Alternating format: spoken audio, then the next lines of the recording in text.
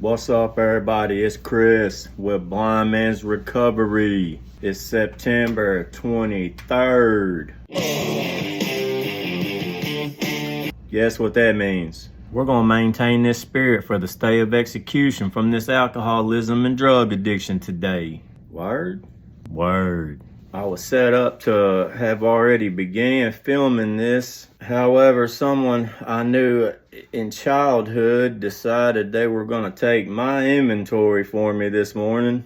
They must really needed to get something off their chest, which is really like the first hater I've had doing this vlog series. Needless to say, my humanism began replacing my spirituality, so I had to meditate on that this morning before I could get back to making this video for today.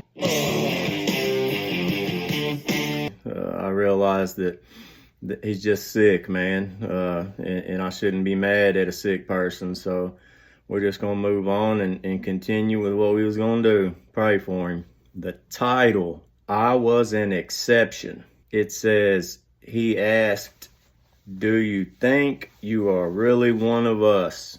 So let's qualify. It boils down to the physical and mental equaling the spiritual. It's all about the choice and control. Can you guarantee me every time you drink or use how much you're going to drink or use? In the beginning of my using again, sure, I can go out and just have a few and set it down and leave, or just go get me a half and just do that. But as time progresses and the disease builds its momentum, absolutely not can I tell you for sure how much I'm going to drink or use when I go out. It's going to depend on how much money I have, whether I hit the tolerance level. Like, I'm not going to be able to control it. That was the physical. Here's the mental. Okay, so given sufficient reason, ill health, jail, losing your house, losing your family, can you stop and stay stopped? Absolutely not. I could not stop and stay stopped given any reason.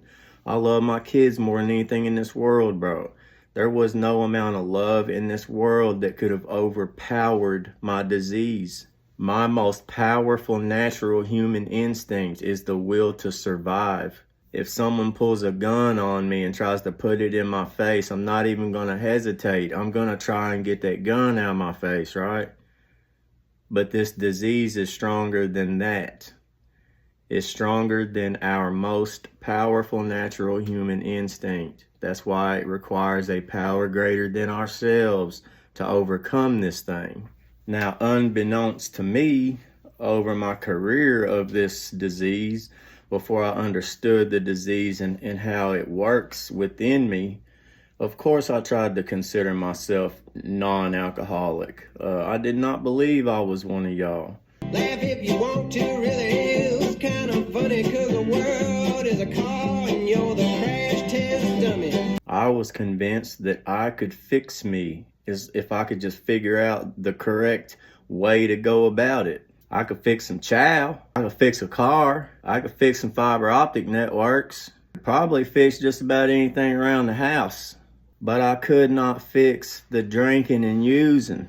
I was beyond human aid. And I don't care how weak it sounds to say that. I could not do it myself. There was no willingness. There was just nothing there that could overpower it or outsmart it or trick it. It says in the book that perhaps a doctor would prescribe for us some medicine in which to taper. Take this pill now and put it on your tongue.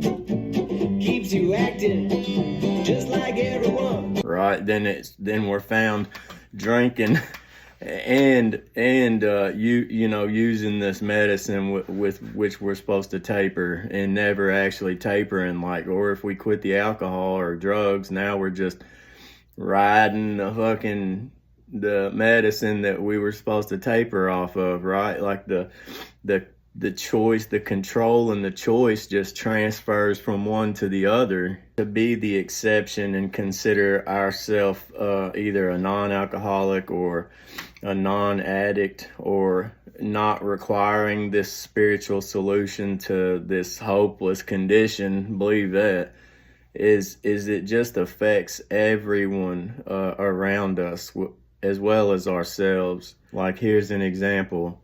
If I feel like if I'm still sick from this disease, right, and I'm using, whether it's from a legal dope dealer, a doctor, Take this pill now and put it on your tongue. or still using and drinking off the streets, right, and I have no kind of spiritual solution. I'm not working any spiritual exercises. I'm not trying to grow spiritually. I'm not trying to replace this physical spirit with legitimate, or chemical, whatever, however you want to look at that spirit that we ingest, the alcohol, the drugs, the whatever, with true God's power spirit, right? And I feel like I've got an issue with you, but I'm sending all caps, yelling basically in a text message, texts to your mother because of how angry I am with you. In all reality, the problem isn't with you or your mother, it's within yourself.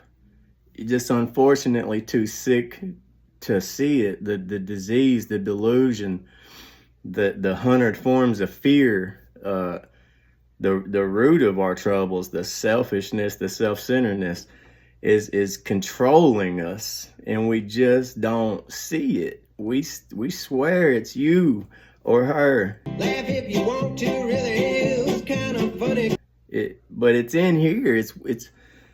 But you just can't tell nobody that. It's something that they've just got to experience for themselves. You could tell me, you for 20 years they told me you're a drug addict, you're an alcoholic. I didn't any more believe it than they fucking hung the flag on the moon. But that's what I get out of this morning's reflection, guys. Let's show some people some grace today. If you're dealing with anybody that's still suffering from active addiction and it seems like they're hurting you, it's not personal. It's not because you're you. It would be anybody. And we just got to pray for these people and look upon them as if they're sick people to keep from getting sick ourselves. And that's just how it is. As soon as we accept that, then we can find some peace and serenity and carry on in a productive way. So that's what I get. But I hope everybody has a good day. Peace and love. Until next time.